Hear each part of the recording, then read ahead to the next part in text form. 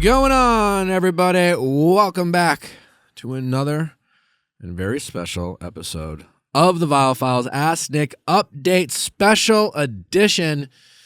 I hope you all had a very Merry Christmas. For those who celebrate that holiday, happy holidays to the rest. I hope you've enjoyed time with your family and traveled safe. And I hope your 2022 is closing out with a bang. Today's the 28th? Yeah? Happy anniversary to my parents. Ooh. Yeah. How many years? They got married on the 28th? Yeah, of December. Wow. In Wisconsin? I feel like In northern Wisconsin. That is brutal. it's an interesting idea to have a wedding so close to a holiday. Because I had family members do that for Thanksgiving, and I think it was due to like budgetary stuff of like they got a really good rate for the day after. But it did kind of make sense because everyone was already there. Yeah, I guess I never really asked my parents, like, how was it with Christmas being 3 days before that? But I guess they were young. I think, different times. I think they knew each other for 6 months. It was a very short courtship for mom and dad. But anyways, I don't know if it's like 43 or 44, but happy anniversary to mom and dad. What's up with you ladies? I know we're pre-recording this, so I can't really ask you how your Christmas or Hanukkah Christmas was. is great. Do you celebrate Christmas too, Amanda? Yeah, I do. My dad's side of the family is like Catholic and like heavy quotes just Ooh. because they're not particularly religious. My parents are, it's pretty like choose your own adventure as it relates to religion. Did you choose both during the holiday season? When I was a kid, I used to think I would be like, I'm half Catholic or I'm half Christian and half Jewish. Because I would just love more reasons to have a party. Oh yeah. Oh, the follow-up question was always like, do you get 2 double presents? And it was like, I think I got 1.5 presents all in all. Yeah, I mean, I got more than one present at Christmas. If I just mean my parents would just probably divvy it up. Like, these are your Yeah. Hanukkah gifts and these are your Christmas gifts. But Hanukkah is like, my family stopped doing gifts when I was like probably in like high school. But like, Hanukkah, you give gifts? oh yeah, It's a gift 8 thing? nights. When I was 8 a nights of kid, gifts. it was iconic. Get 8 nights of presents, and so it's like it's not always like big. Like sometimes it'll be something really small, but it was Like a whistle? awesome. Why would my parents give me a whistle? I want one. Like the Christmas story, the little wiener whistle? Yeah. I in don't. Santa I'm not. Claus. See, I'm That's not. how I stopped believing in Santa Claus because he wanted a wiener whistle. That's And why he you never stopped, got one. you stopped believing? No, that's the movie. yeah, Santa he Claus. did. He stopped believing because I he was didn't like, get it got a you wiener too? whistle. I am gonna buy Nick a wiener whistle. Yeah. Is it just a whistle that's shaped like a hot dog? Yeah. Okay. God bless. Should we all get Yeah, wiener whistles? not a penis. Or, as Ellie would say, A penis. a peen. A penis.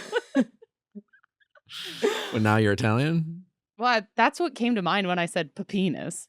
All right, moving on. I can't have you say penis this early.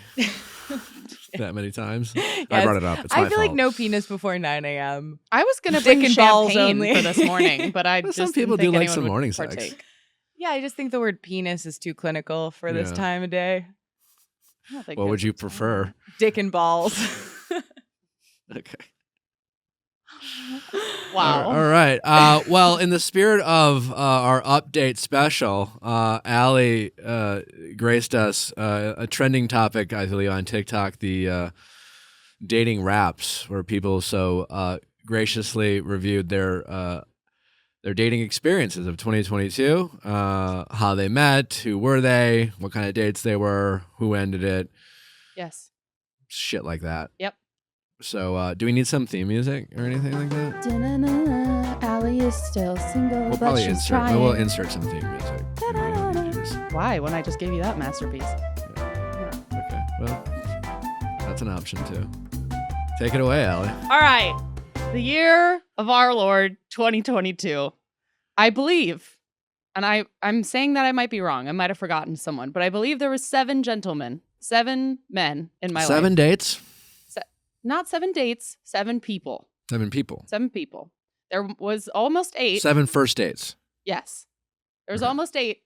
Someone asked me out a day ago, but I only have one free night left in the year, and it's tonight. So I said, no, we have to shove you to the next year. You only have So- one night. Yes. Why do you only have one night available? Every other night is booked. Doing what? Do you want me to walk you through my December? I'm kind of curious. Okay. Like, that's Tomorrow, I have Christmas dinner and drinks with a friend. Okay. Thursday, I fly to San Francisco. I fly in late Saturday night because we have improv on Sunday. Then I have a charcuterie board night Sunday What's in night. San Francisco? My friend's 25th. Okay. Then we're in studio on Monday. Then we have a Zoom call at 4 p.m. on Monday. Then I go to take a red eye out of Burbank to New York. I land at 6 a.m. in New York on the 20th. I fly out on the 22nd at 11 a.m. I go to MSP. I'm in Minnesota from the 22nd through the 28th. I then fly to Denver for New Year's, and I fly back here on the 1st. So I did not have any time for him. Yeah, I hear you. It's busy. So he'll be in the next year wrapped. Anyways, All right. Anyway. 7 men. Wedding guy. What do we think of 7? Is that What? I was impressed by myself. okay? I was very impressed. Do you have by a goal myself. for 2023? Absolutely not. Wedding guy, because he kind of dangled back from Sass. the year before. Jim Bro, restaurant expert, promising young man, Canadian surf You bro. can't call him promising young man I didn't anymore. come up with it. I stand by it. I did not come up with that. Comedy guy, Hanukkah party man. Those are their names. Whatever happened to Hanukkah Party Man? Yeah. Is there an update? Yes, we just ended things last evening. We'll get into the data. Okay. The meetings, how they occurred. 3 were happenstance. We should play some like background jazz music, like some Forward. stock music, or some sort of background music, Derek, for this. Like, you know what they do on NPR when they're playing the market numbers? You Yeah. know, they're like the Dow Jones Industrial. Anyways, we should shut the fuck up and let Allie talk. Thank you guys. All right. This is my wrapped. 3 were happenstance. 4 were on Hinge. First dates. 5 were going to a bar or going out somewhere. 2 were FaceTimes. The dates range from 1 date to 3-ish dates. It's hard with promising young man and wedding guy because it was all long distance, so I didn't really know how to categorize them. But typically between 1 and 3. How many had a toothbrush at my place? 2. How many have I cried over? Promising young 2. man, and who else had a toothbrush? Shockingly enough, comedy I guy. knew it. Just 'cause he I knew needed it. one. I had a hunch. Yep. How many have I cried over? 2. How many? Who else did you cry over? Jimbro? No, wedding guy and promising young man. I do remember you crying about Jim Bro when we were trying to shoot that. I did. So You're right. You weren't crying. You weren't crying over Jimbro. You were crying. You just were frustrated. I was very Yeah, frustrated. he was kind of like the stimulus, but not the. I don't want to get. He doesn't deserve. Yeah. He did. It wasn't like He doesn't get your I tears. wasn't like heartbroken over him Yeah. when it ended. How did things end? 3, explicitly clear cut. We are done. 1, ghosted. 2, said they didn't want to be exclusive, so I said goodbye. I'm missing 1. That's only 6. Didn't I count? Did you put Hanukkah? Yeah, that wasn't explicitly. Okay, hold on. So wedding guy didn't want to be exclusive. Jim Bro ghosted. Restaurant expert, I said no. Promising young man didn't want to be exclusive. Jimbro ghosted you? Yeah, Canadian surf bro was like, I just want to fuck, but if you want a relationship, that's okay too. It just won't be with me. And I was like, goodbye, sir. Comedy guy ended things explicitly, and then he asked for an exit interview. Hanukkah party was very pleasant. Texted me back at like 5:45 this You morning. ended and was things like, with comedy guy. yeah. Hanukkah party man was this morning. So Do you think it's a coincidence that the 2 men, correct me if I'm wrong, that you cried over were people that you met through your family? I mean, those were just like the only like longer, actually like relationship-y ones, I think. No, I know, but like those were the 2 people you met Mm-hmm. through your family Mm-hmm.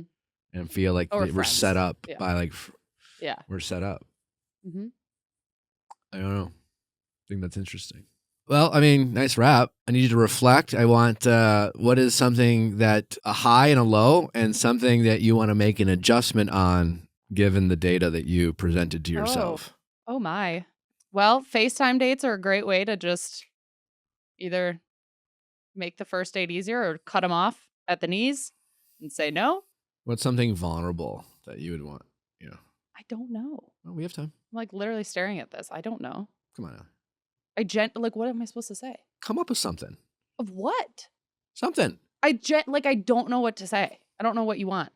You can come up with something. Oh, you know how I don't know if they did it this year, but you know how Spotify did like taste breakers where they were like, these are all the genres you did listen to, and like here's a genre you didn't listen to. So like you could be like someone like a taste breaker, like someone who you haven't dated anyone like this year that maybe you're like looking to attract in the next year, or like try out? Could be more to see if dates, it could would- be less dates, it could be more FaceTime dates, it could be Oh, how okay. you break up. Anything.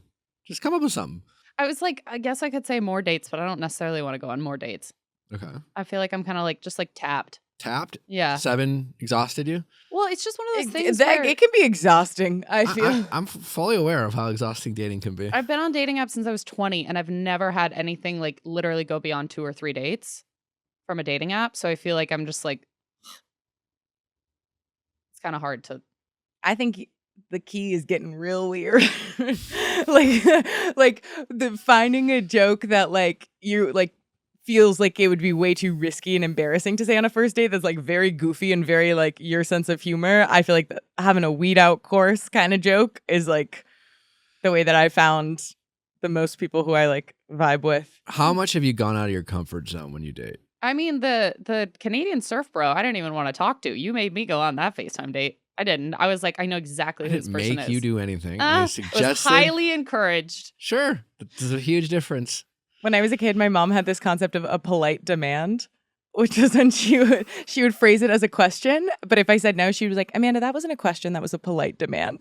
And it sounds like maybe we have some polite That's a bit- demands happening. No, that was. I did not have a polite demand. It was a strongly encourage Yeah. with a totally fine to say no. That was not the same as mom politely demanding.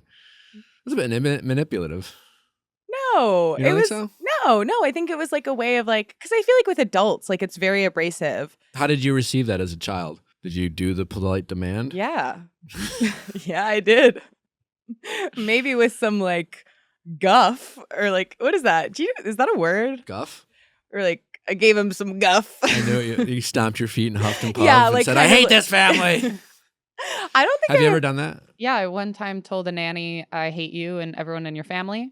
Plot twist. That's a nanny. Nope, it was my cousin. So that was a cute moment. So it was Uh-huh. everyone. And I will never live that down. I did kind of the opposite. How old are you?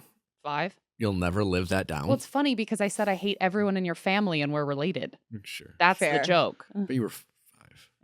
I did the opposite because when my parents would put me in timeout, I would wail. I would be like, I want mommy. I want daddy. I want baby Jackson. Like I would like call for my family when I was being disciplined. By your parents? Yes. You're being disciplined by mom and dad and Yes. you call for them? And I would still be like, I just want to be with the family. Oh my God. Did it work? I mean, I think it won points in terms. I think it won maybe some like child charisma points, but no. What was corporal punishment in your family's house? Something that's really interesting to me is that so my parents have this like their favorite story is when Jackson, my little brother, was like maybe 1.5 or 2. They tried to put him in timeout. And they were like, Jackson, you can't do that. If you do, you'll go to timeout. He does it again. They're like, okay, Jackson, now you have to go to timeout for 10 minutes. And he like looked them dead in the eyes and went, make it 10, and like walked away. And he's like a quiet kid. Like this is not like an angry, aggressive guy. And so my mom, whenever she talks about that, she was like, yeah, we realized right away. We were like, that kind of punishment is not going to get through to him. So we had to pivot. What'd they do? I would have been like, all right, 30.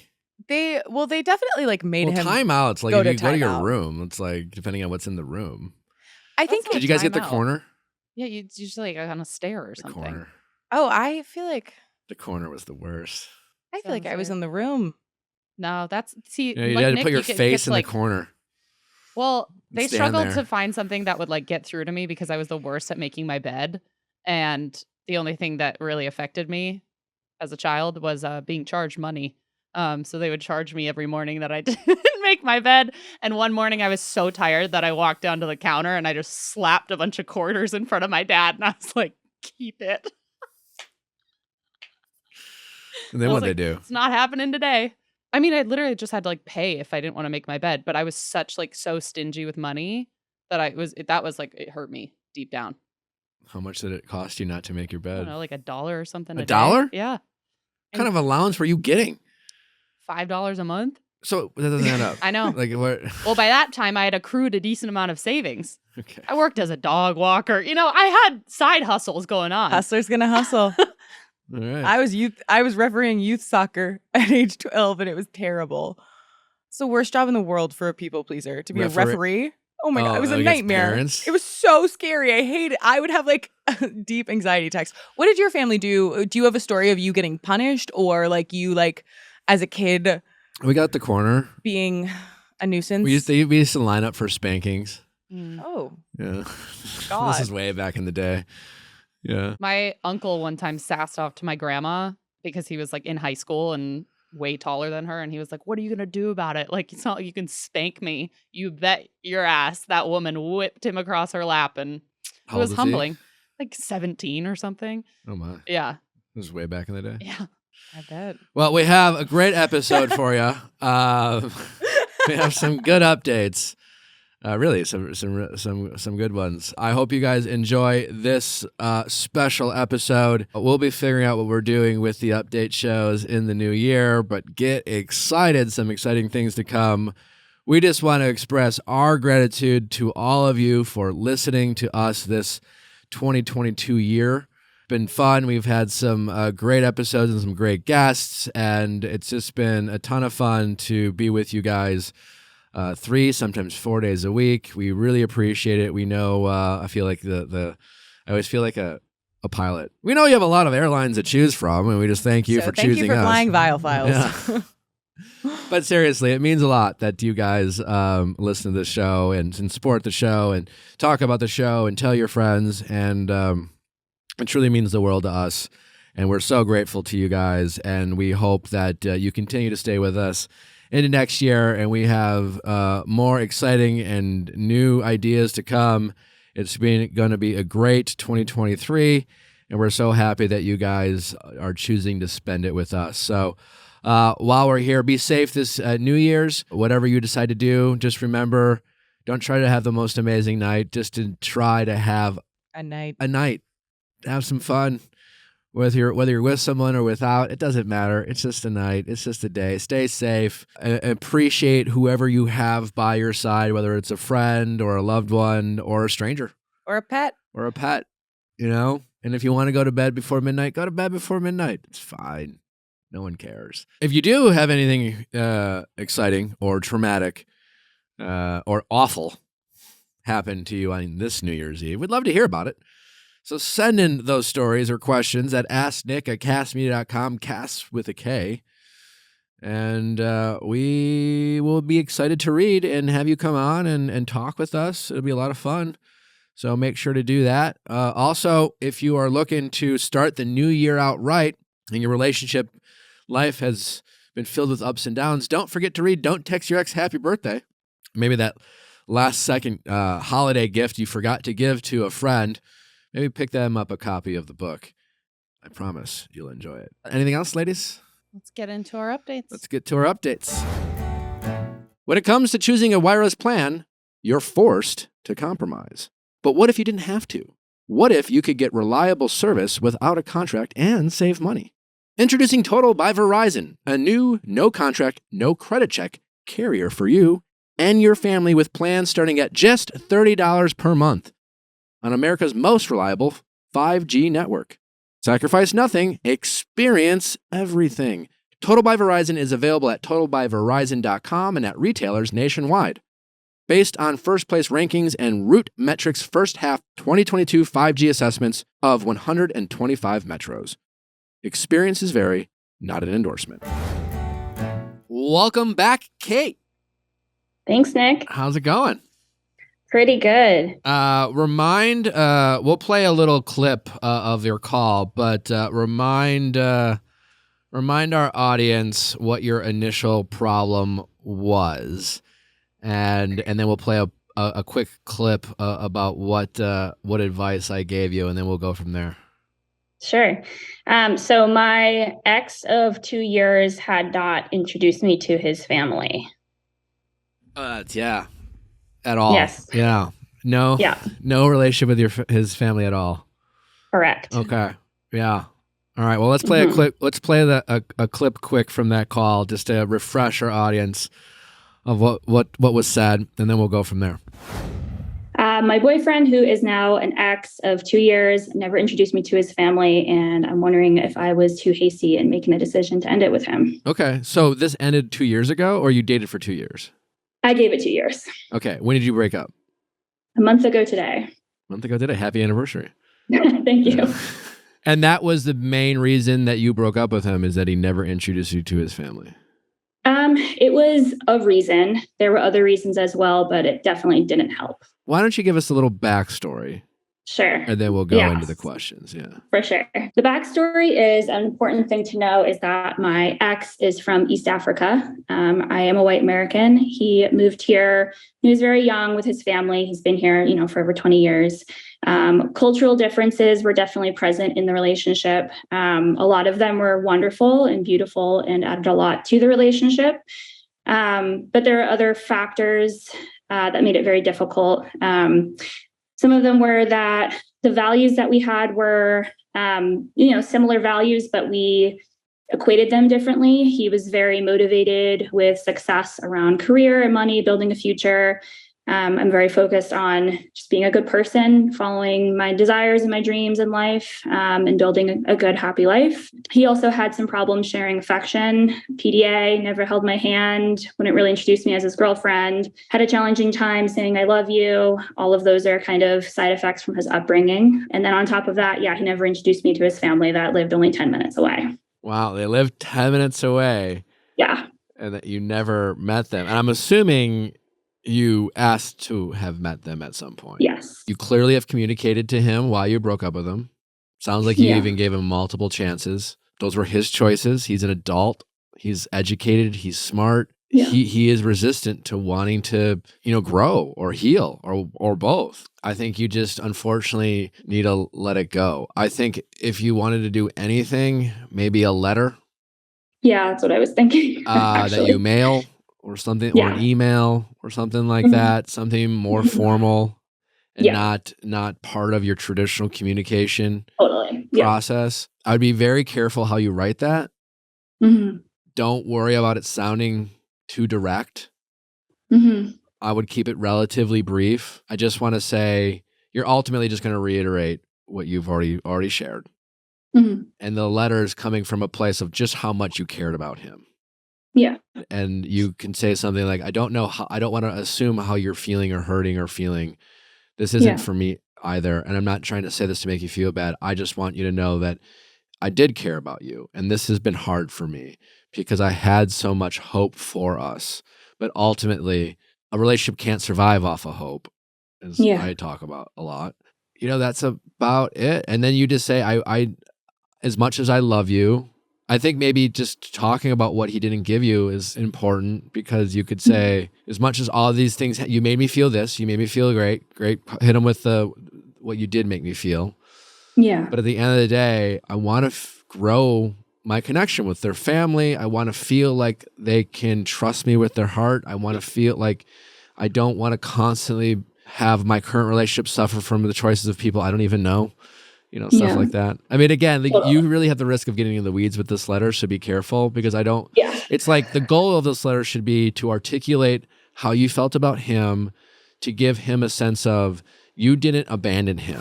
And what's our update?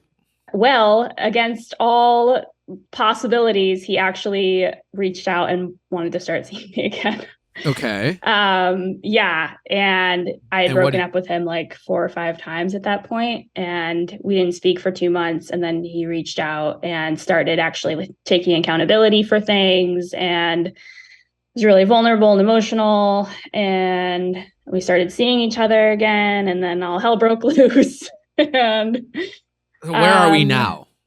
Now we are, as of the last 2 days, seeing each other again.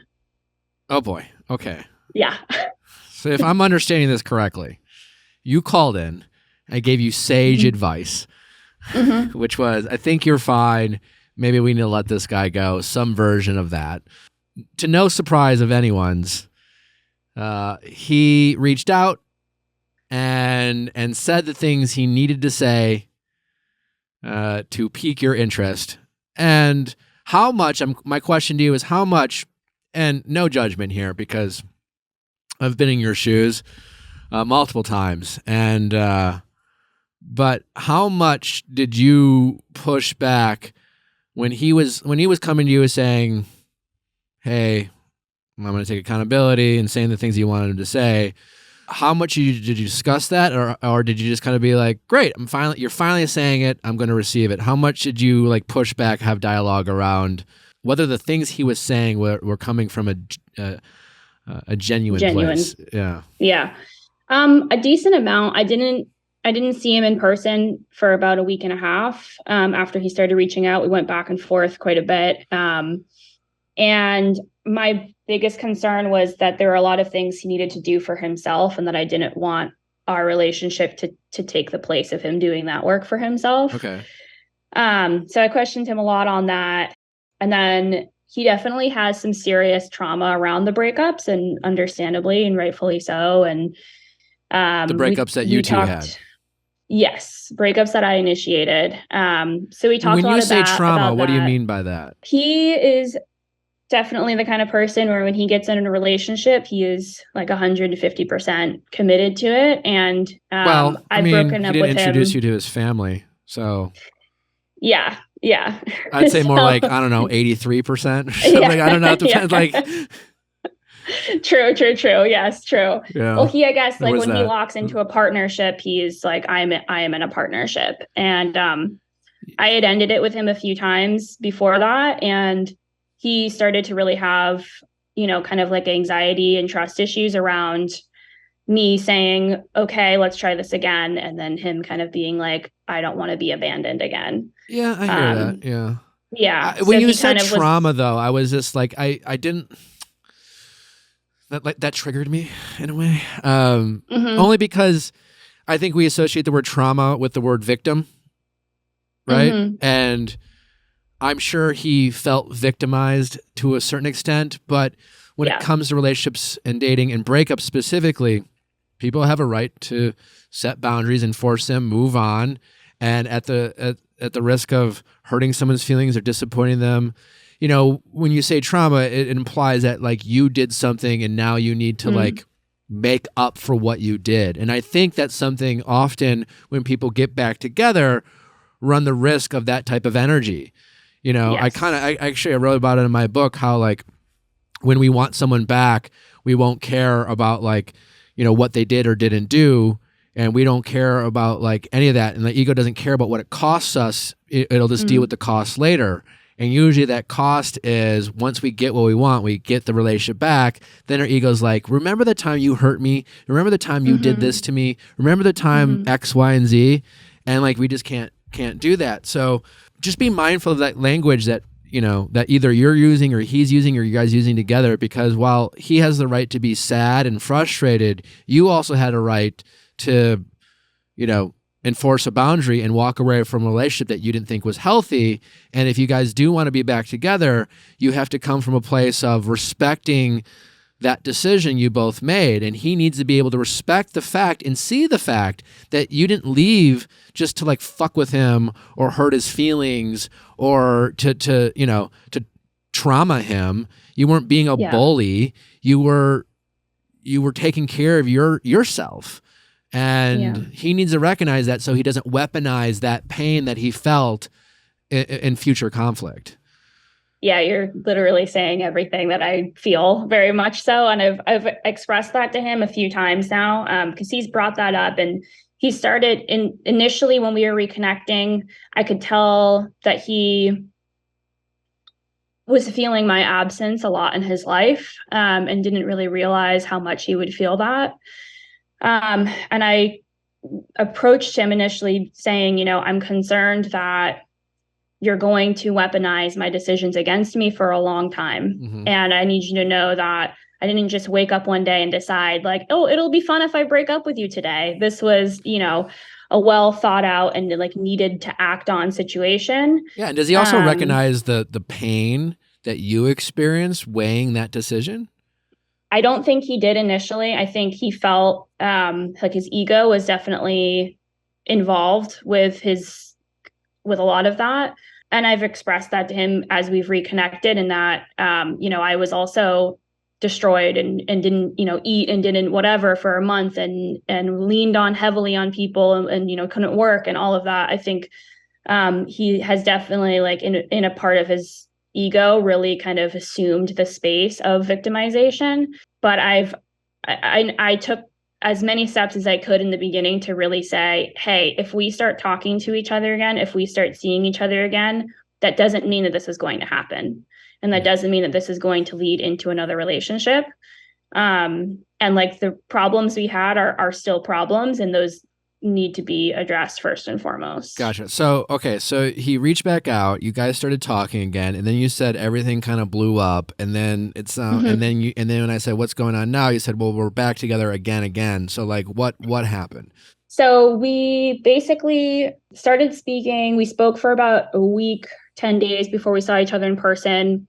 And then basically once we saw each other again in person, it just like ramped up really quickly. And I think both of us were like, it was the week of Thanksgiving. So nobody was here. We had a lot of time. We weren't working, all of that. I think at the end of it, we both kind of stood back and were like, oh shit, this moved really quickly. And we haven't addressed any of the things we needed to.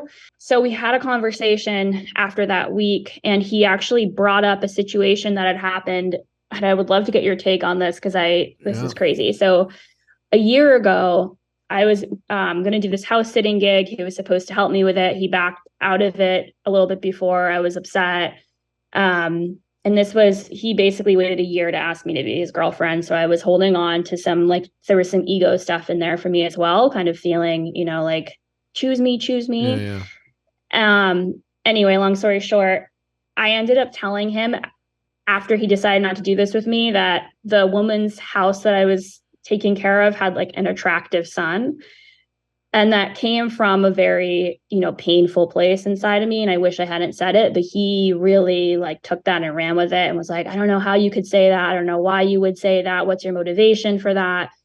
He brought that up this whatever weekend when we were reconnecting as like a moral failure on my part, that it like said a lot about me as a person. And I was like, okay, so if you're holding on to that from over a year ago, how long? That was his language. It said that's. Yeah, pretty much. He was like, this is like, I would never do anything like that. I would never say anything like that. And that really shows who you are. He's never said anything to hurt your feelings. Oh yeah, plenty of times. Okay. Did you enlighten him on that? Because that's what happened. You felt insecure. You felt frustrated. Low character moment for you, sure. Real toxic, whatever. We've all done this, right?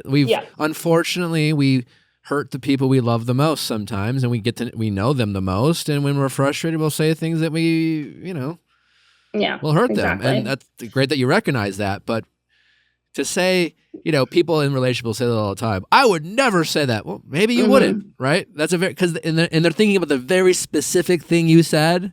It's just like, great. Well, what you did was you were petty and you tried to hurt him. And I'm sure he's been petty and tried to hurt you and had to apologize for that. And, Yeah, exactly. So did you bring that up to him?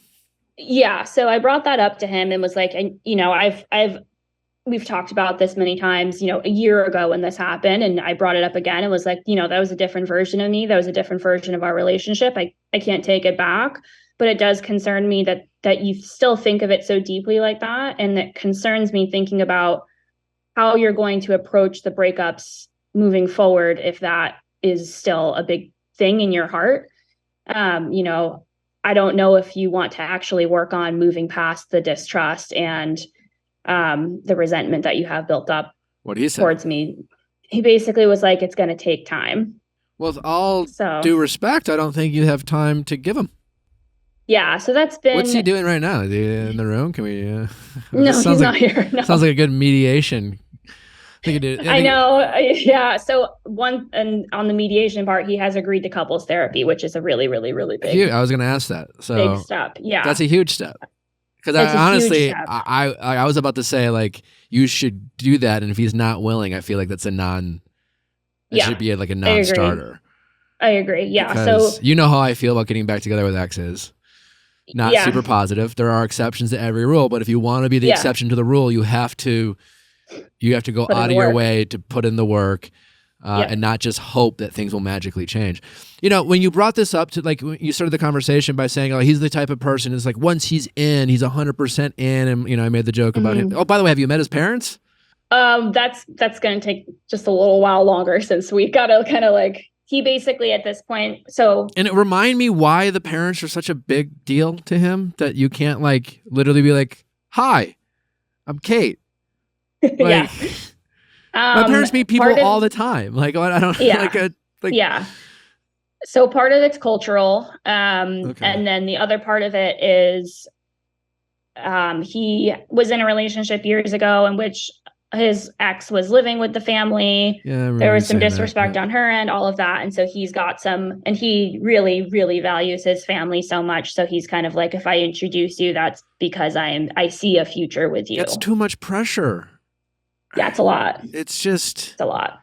You know, meanwhile, you're like, I don't know. I'm introducing. That's bullshit. I think it's too one-sided. You know, like, listen, at the end of the day, like if you love him and you have a great relationship, ultimately, like his family doesn't have to matter. But we're also talking about a guy whose family clearly is a big part of his life. So what happens if you don't feel connected to this family? You know, like he's treating it as if like when I'm ready to marry you, then I'm going to introduce you to my family and I'm just going to assume that you're fine with everything. But there's no like checking in about how you felt about meeting his family. Yes. So that's a little what So I brought that up with him after we had that conversation about trust. It spiraled into a lot of other things. We didn't talk for a day or two. And then we kind of went back and forth fighting over text for a few days. And I could tell that he was afraid. I think something I said that night, he was afraid that I was going to end it again and got really like, I can't believe you're quitting on this again. This is what all you do. And when things get hard, you quit. And I was trying to say to him, you know, there's a difference between being in a volatile relationship and quitting a relationship. And this is turning into a volatile relationship. Yeah. And well, because I'm getting the impression from him, like what I was saying before. And I think there's a lot of, more traditional people, more conservative people have this mentality. It sounds like he's on the more traditional conservative side of things is my guess.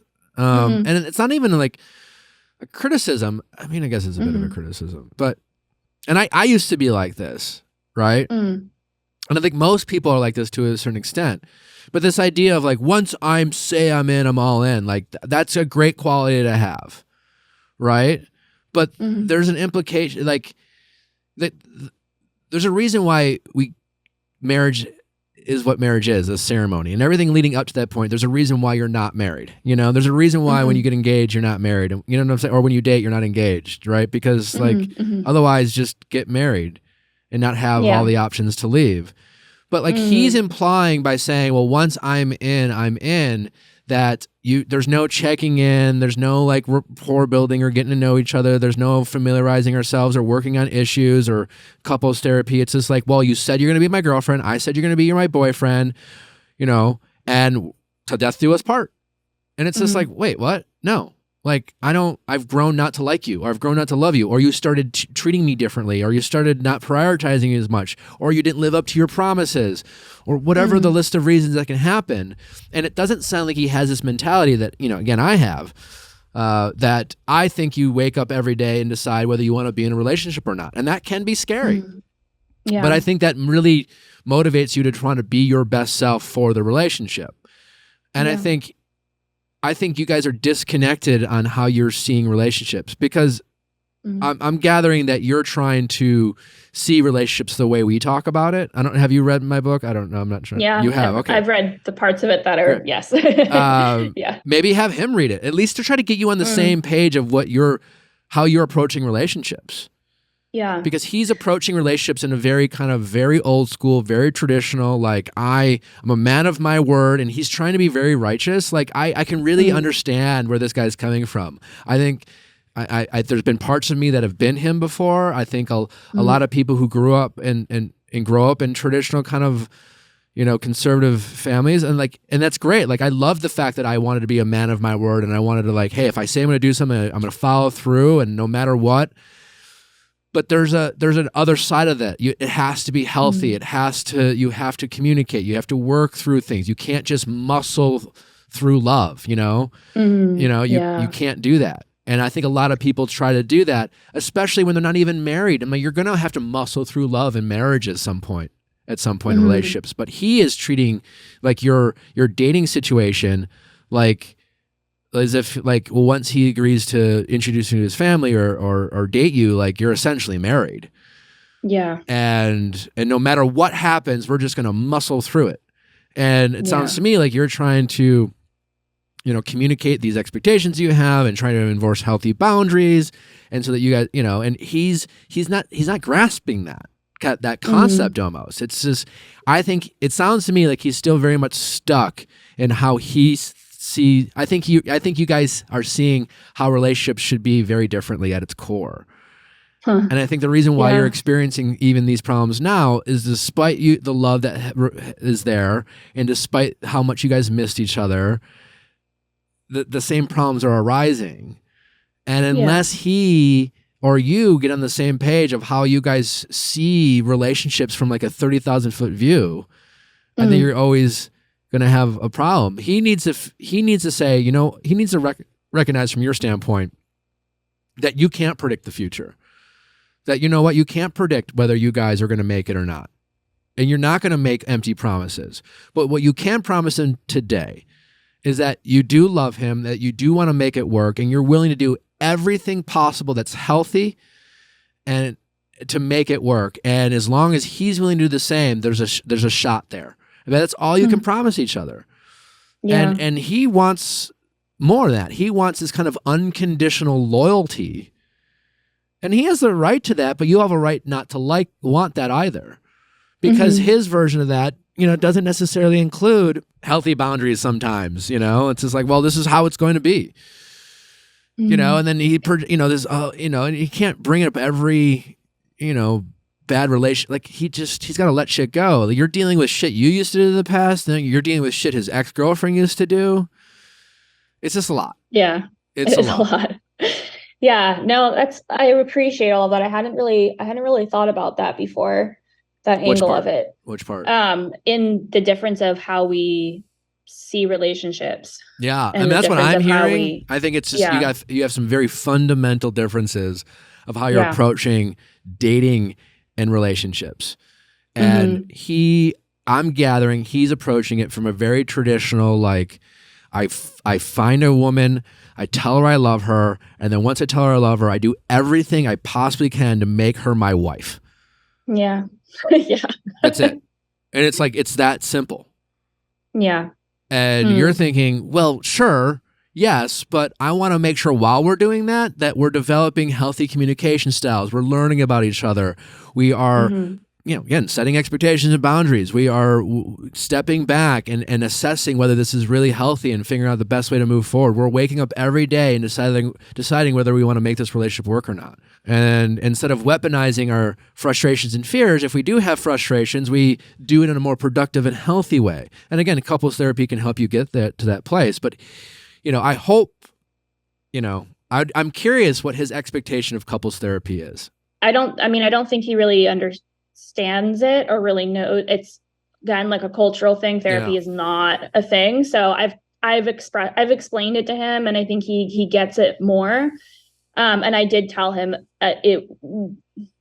this past week after we had a good conversation that was an expectation, that it was like, we're not going to be able to move forward if you're not open and willing to do this with me, because we need a mediator in the room to be able to help translate for each other what needs to be heard.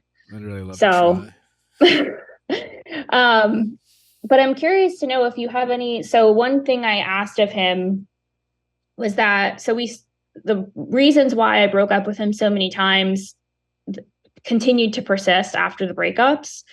And so coming back into this time, I've made it clear to him that I'm not going to tolerate those same issues being issues. And so we have to address those first and foremost and work on those together to finally kind of squash those to the best of our abilities.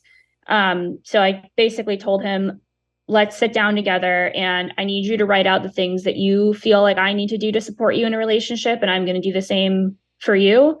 And then we need to set benchmarks for these, and we need to see each other working on these, and we need to see each other addressing these so that we don't come around for the bazillionth time with the same issues. And how did he respond to that? He was very accepting of Great. it. Yeah, he was accepting of it. He thought it was a great idea. So basically we had this conversation the other day where we got into this, it was the height of this like week that we had been fighting, and it crescendoed to a whole other level for both of us. And he ended up calling me, and I didn't pick up for the first few times. I finally picked up because I'm so mad. And he was like, hey, we should never have been talking about this over text in the first place. I should have called you days ago when I like felt this spinning out of control.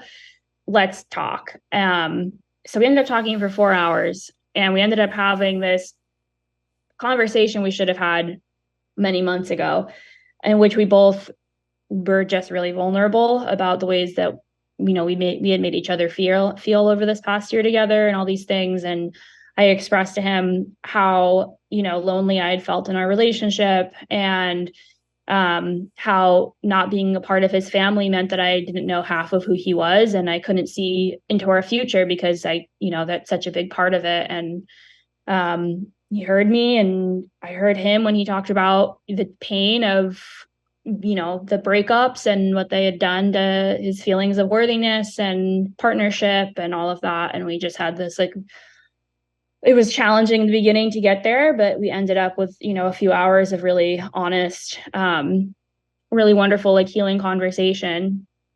And at the end of it, decided to take slow steps forward. And part of that was, let's focus just on us for the immediate future and finding our connection again. And I talked to him about the parents very clearly and was like, this needs to happen, you know, ASAP. But I also understand that we need to find our footing again before that can be a comfortable introduction for both of us.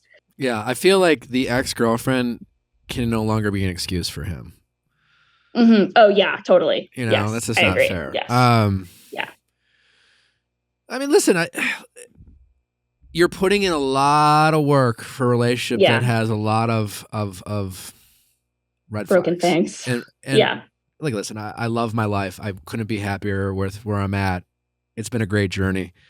And ultimately I have no regrets. And I was definitely someone who exhausted my options and then some, so that I could have the like peace of mind that I did everything I could to fight for this relationship long after I maybe deep down knew it was there. I'm just only saying this because you're clearly like, if this doesn't work out eventually, what you need to promise yourself is that you're not going to beat yourself up for the time that you invest in this relationship. And the time that you invest in this relationship cannot be an excuse for you to continue to stay in even longer.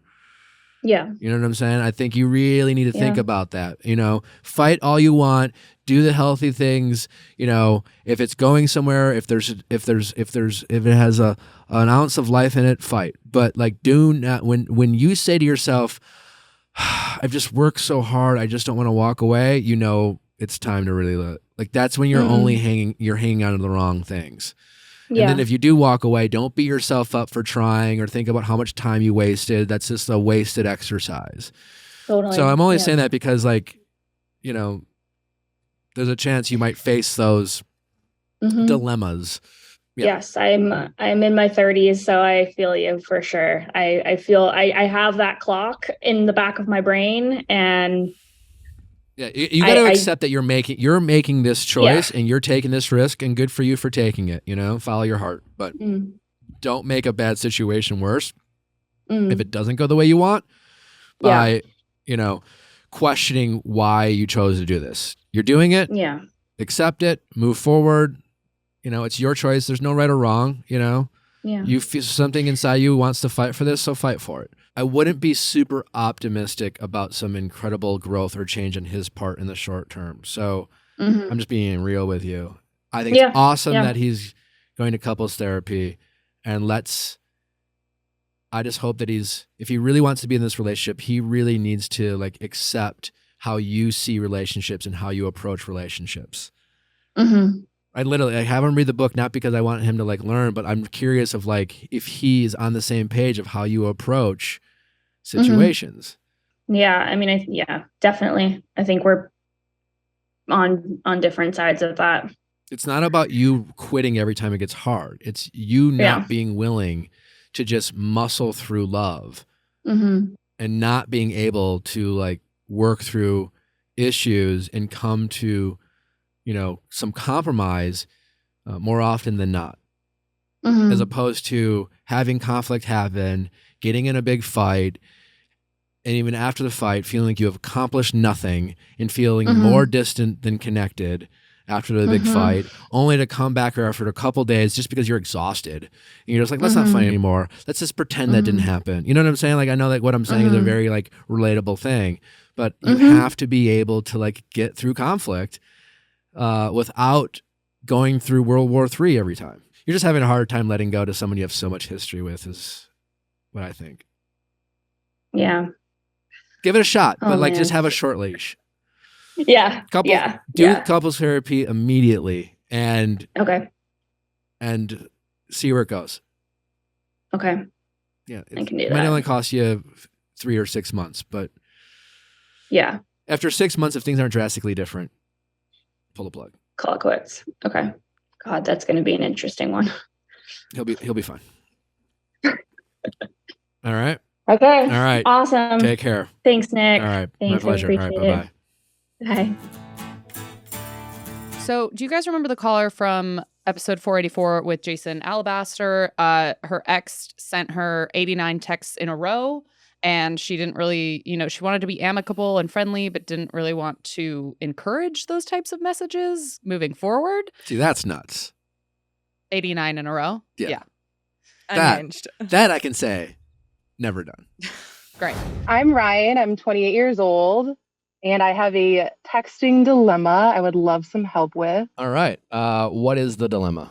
My ex, we broke up sometime in June, and we haven't spoken since. I let him know I'm the one who broke up with him. I let him know that, whenever he's ready, he can reach out to me, and I'll be happy to talk, and we can reconnect, maybe potentially be friends. But I let him make that decision himself and when he wanted to reach out. And he did finally reach out to me after like 3 months of not talking with 89 text messages and photos.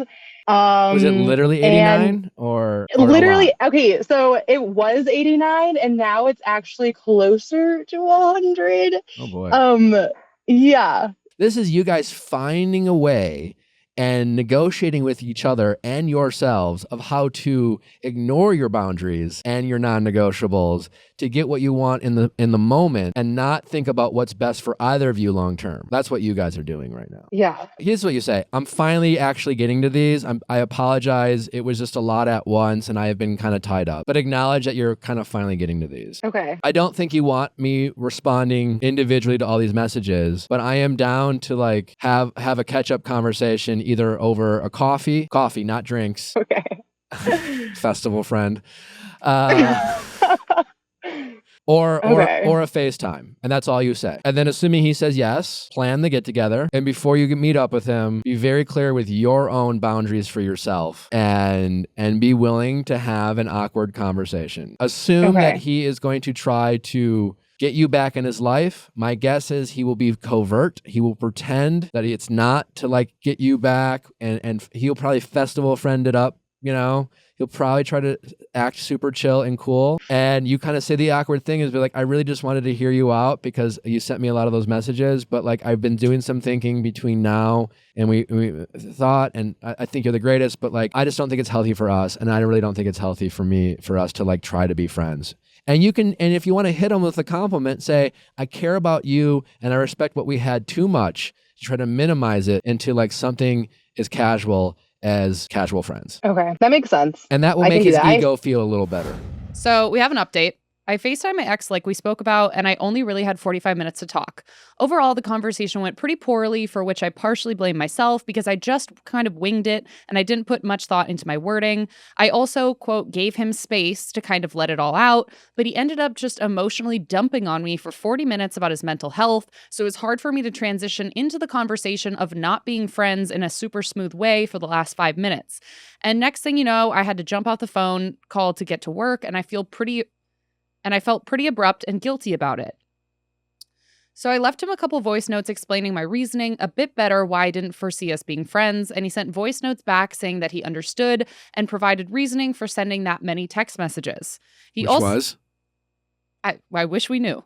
He also asked if I would reconsider the not being friends thing, and I told him no. That brings us to now. He was super upset that I didn't foresee us being friends, like super upset. He didn't want to talk to me any further, and I had a few things he was holding on to in his apartment, long story, and he demanded I find a way to remove them. In retrospect, I think he was holding on to these items as an excuse to reach out to me again in the future. That whole blow up made me realize that Nick was deaf's right. He didn't properly mourn the breakup at all, and the not wanting to be friends thing really triggered the mourning process. Why else would he be so upset? We hadn't really talked for months before all this, so that's where we are now. I sent my friends to go get the things out of his apartment, and almost everything is out at this point, and I feel good about laying a strict boundary. Okay. All right. Well done. Thank you, boundaries. Boundaries. Way to send a friend. I would have Never go. loved to know his Yeah. why he. Saying that he understood and provided his reasoning for sending that many text messages. Yeah, what was the reasoning? I would love it to be something like, that was nuts. I was tripping. I'm sorry. There is no reasoning. Yeah, I'm really trying to rack my brain for something, some explanation. stole Actually, if you my just heard my phone. side, you know, like it was just, yeah, I don't know. We love a boundary. I wonder what the items in the apartment are, because she said there was only a few, but now she's saying almost everything's out. It seems like it's a laborious process. Perhaps an armoire. Yeah, I don't know. Wish you the best.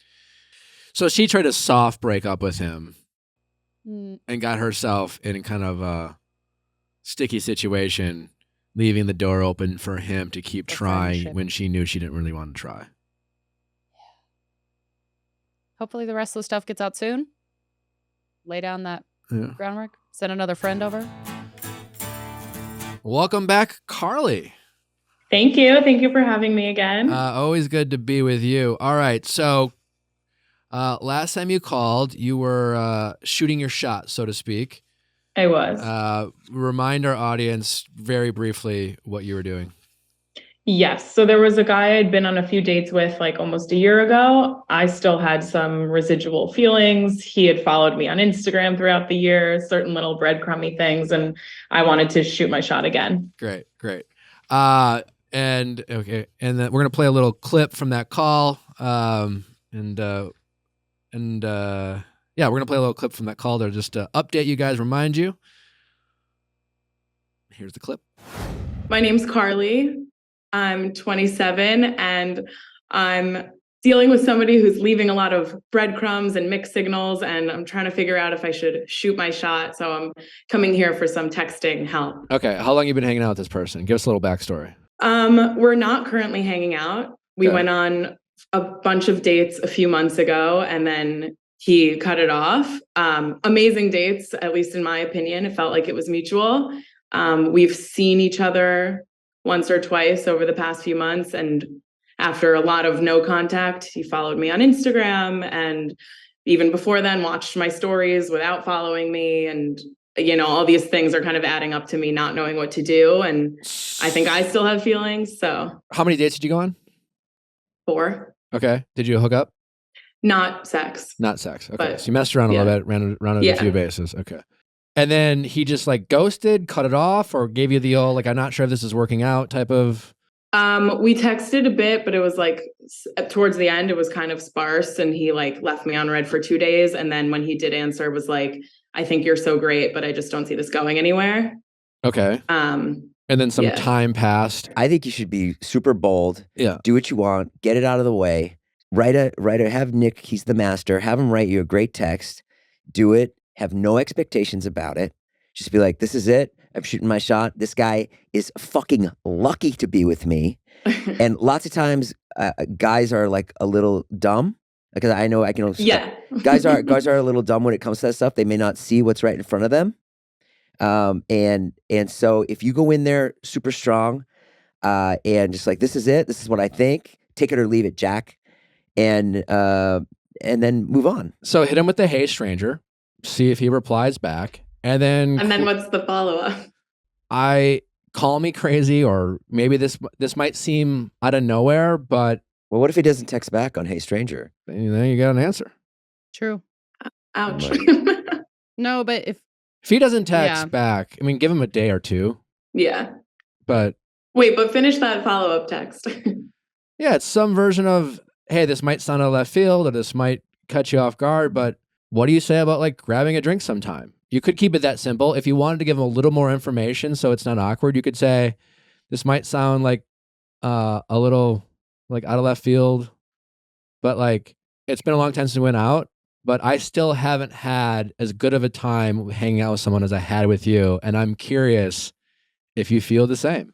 Mm. And would you be interested Right. in going out again? I mean, you're putting yourself, it's a very vulnerable thing for you to say. Yeah. You're really putting yourself out there.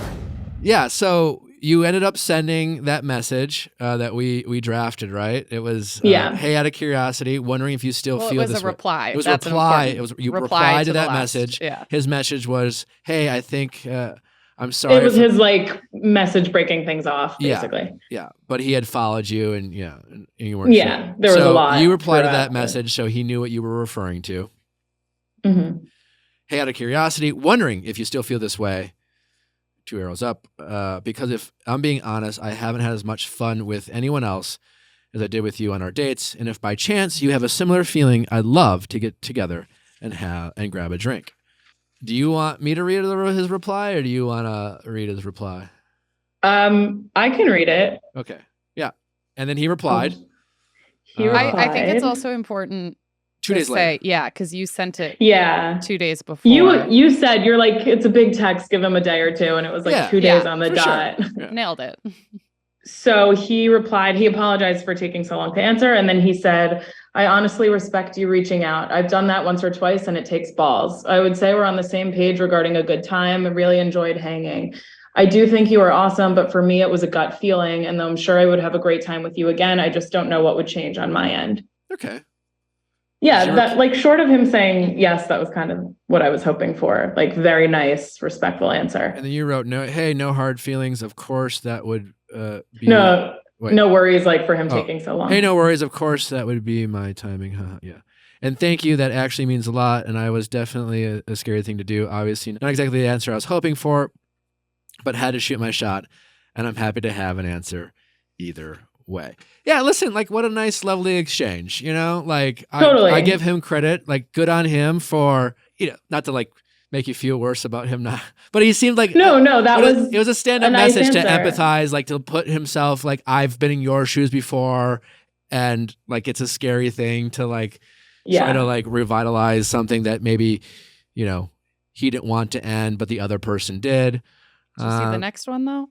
Oh, is there? Well, it's there's funny because had we had this conversation, you and me had this conversation like a week ago, I wouldn't have had any more updates than that. Oh, And then, so that was a very nice exchange. okay. I'll shut the fuck A up. good What happened? answer. Like, yeah, it seemed like Um, lovely. It was like, oh, okay, great. It Bummer. was lovely and like And then- anything I could have wanted. And let me ask you before we get another update. You did truly feel like happy with the answer, even if it was the answer that you didn't have, right? Like, yeah. Like just it speaking wasn't- to like getting it's clarity. hard. Yeah, it's hard. It's sad, but like, I was like, okay, that's short of him saying, yeah, let's try again. Like that was the best case scenario. And I was like proud of myself for doing it. I like immediately removed him as a follower on Instagram. So like I didn't have to see his name all the time. Yeah. And like you made- wondering if why he was following you, and it was you no longer wondering why he was following you for why, was better than Right. what I don't know what you get what I'm saying. Right. Yeah, like yeah. being in that state of limbo was the worst Was part. worse. So You'd once I had an rather know. Than just answer, I'm like, knowing, I yeah. can close the chapter Okay. now and just be done and move on. Gotcha. Okay. That's what I was trying to emphasize. Yeah. Thank you. Yeah. And then 3 weeks later, Okay. he texts. 2 He texted. weeks. 2 weeks later. 2 weeks But later, still, enough time that we did not need to continue the conversation. he just out of nowhere says, "Sucks. I really did have an awesome time with you." What? No, like I can't even explain how pissed off He's I the was one when I that got didn't this want text. to pursue anything. I love your Like- response though. Like at that point, I had nothing to lose. I was What the like, fuck I'm does not that even gonna. I'm mean? calling him out. At No, I was 11:44 so p.m. mad. Yeah. Sucks. I really did have an awesome time with you. Yeah, you clearly know I feel the same way. You turned me down. I'm Right, annoyed. like obviously it sucks. I'm gonna It sucks fight. for me. I'm gonna fight this man. Yeah. Oh! Yeah, and sucks You wrote- was its own text message, like Sucks. its own Yeah. message. Yeah, that's egregious. I was so angry, like fuming. You waited a day. We waited till. Well, the I next was already you waited- asleep. You waited 12 hours. I was asleep, and I Yeah. texted him the next afternoon. Yeah. And you wrote, "I don't know why you're texting me this now. It's really just not helpful to either of us in any way." Like It's not. It's I love- not. No, it was a great response. Like I found it really unhelpful, like actively unhelpful. oh, it's awful. Yeah, because like I just After said to you you, like, shoot your shot and get turned down, for him to say like sucks, he acts like it's the roles are reversed. right. And 2 weeks first later. of all, 2 weeks later, don't say anything. Like I'm does. already you know what? moving This on is a and really good feeling response, better. but you know what? The ultimate response would have been, "This seems like a conversation more appropriate for you and your gut, and not with me." Literally. Right. Like I definitely considered, given that it was That would've like been so almost good. midnight, like Yeah. maybe he was a little drunk. I don't know what the situation was. And then but, he like, wrote back did the not next, need to say that the next to me. day, 100% on me. My apologies. Enjoy the weekend. Oh, shut up. Which Enjoy was- your week. Such a bullshit response. Like he just didn't want the drama. I don't know. He was probably drunk, feeling lonely. It was literally he texted you on a Thursday night. Mm-hmm. Okay, not a weekend night, but But a No, but Thursday still night, was weekend the night as new you could Friday get night. any day. he texted you 16 minutes before the weekend. Yeah. Right. Like to Right? me, Friday is Friday. No, I guess. Well, yeah. Yeah. Yeah. To me, like texting at all 2 weeks later is enough of a problem because like I've already started to just like put it out of my head and like you coming back is just unnecessary. Like leave the conversation alone now. But saying this, If he hit you up again with like, all right, that was fucked up of me to send, but like, what are you doing on Saturday? now Yeah. or let it- before he wrote sucks? now. I don't think so. Okay. Like I'm really angry. Like Why angry? Or now I've kind I'd of rather let it have you go. be more like over it, not angry. No, I was really angry when I got this. Now I'm just like I feel really at peace and done with the Okay, whole thing. Good. And like after he responded, like I was upset. I was with my family and I was like venting to my sister. And like that night I really couldn't sleep. And I just like started hysterically crying. But like once I let it out, like now I really feel like it's out of my system and I'm just Yeah, done. but there's a silver lining here. Yeah. Like you're not easy to get over, like Thank you. that is a compliment. He did pay you a compliment, Yeah. It was selfish But of in him. the worst way. Yeah, no, totally. But And had he texted me 2 weeks after a really nice exchange and said like, you know what, I was too rash, maybe we should get a drink, then I probably would have said yes. all right, but But this just like not to ruined take it. him off the hook at all. But like the reality is you sent him that message out of nowhere. He had a couple of days to think about it and like he respectfully declined, and I get why. It's kind of like what would Sure. change, and like I don't know. I don't want to like, and it makes a lot of sense to say I had fun with you, but maybe I just didn't think there was a compatibility there. And then you probably got in his head, like maybe he was like, fuck, we had a really good time. Like, fuck, I don't know. And he just had And that's a compliment, but the way he said it is not. totally. Yeah. But just know that like you got in his head for at least a couple days, maybe even like a little bit for 2 weeks. He thought about it on his flight to Sydney or wherever the fuck he was going. And like it really, you know what I'm saying? It really... Yeah. It wasn't like a super like it's not like he was like, oh fuck, so and so's reaching out to me again. Oh god. Oh great. You know what I'm saying? Like Right. so feathering your cap, if nothing else. Thank you. To me, it felt the same as like whatever was or was not going through his head when he followed me on Instagram was like the same as sending this text. Like he didn't give it much thought, didn't think how I would respond to it, and was just like, all right, why not? And like, I'll send it. Totally. Which to me is like just really inconsiderate and not nice. Yeah, I hear ya. Unfortunately, I think get used to it in a sense. Yeah. And I just think nowadays we have, you're not supposed, like 15 years ago, you weren't able to see who followed you and who was liking things, and you weren't able to track people from a very far distance without even them knowing you were tracking them, type of thing, right? Like, and that type of energy, like we're not even supposed to have. And so I think people just like, that's out of sight, out of mind. They're like, he was not thinking, well, if I follow her and look at her stories, she's going to start wondering if there's something there and thinking that I'm like leading her. You know what I'm saying? That's just, it's just not how people are. And like, yeah, we can say, oh, I wish they were more considerate. I think we just have to be better at just doing this. Like, instead of wondering, shooting her shots, getting clarification at the risk of rejection, and just, keep encouraging communication and not guessing, because there's too many ways to confuse ourselves with dating, with social media and all the dating apps, that we're wasting all this emotional energy wondering and fucking with ourselves, when we just have to get better at just like getting our answers and moving on. 100%. Like, I'm so happy I did this. Because like I was telling myself to do it for a really long time also. Yeah. And now going forward, I hope in the future you'll be that much quicker to just seek out the clarity you need in any one given situation. Yeah, exactly. And like even now, like, because I'm telling you the story, like it's easy to get angry about it, but I do feel like very removed from the whole thing now. Like it just kind of feels like it was so long ago already. Yeah. Which is a great feeling, because I didn't think I would ever have that. So. Well, and you're still probably popping in his head. So good for you.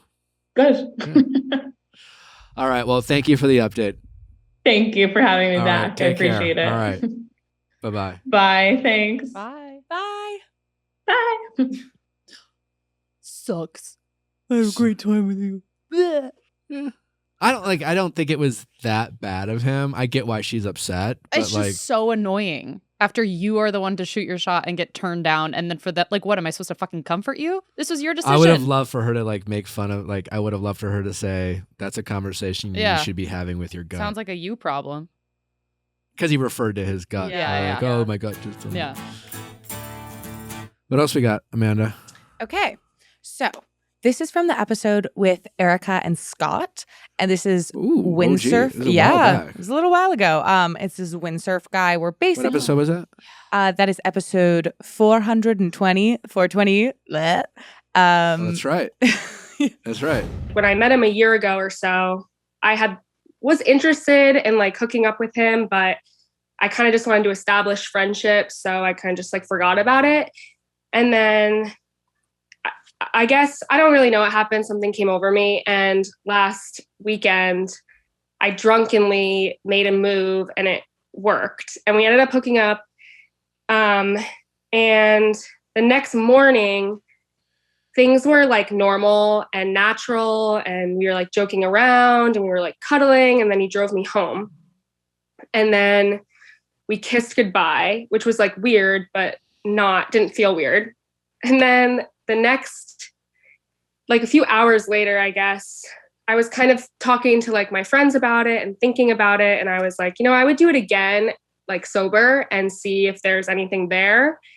And the experience kind of indicated to me that he would do it again. Like there wasn't anything that signs he gave me that he was like, this was a huge mistake and this is really awkward and weird.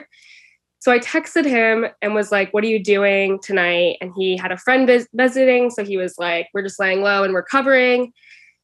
And I was like, I want to just be straightforward. So I texted him back and was like, okay, cool. Well, if you want to have sex later, let me know. And I think that we could do a better job. Did you say sex? Yeah. She said, so true. If you want to have sex later, let me know. I think we could do a better job. Okay. You said, I'm so unwell. It's been a rough morning. What are you up to tonight? You write back. He says his friend and him are keeping it pretty low key.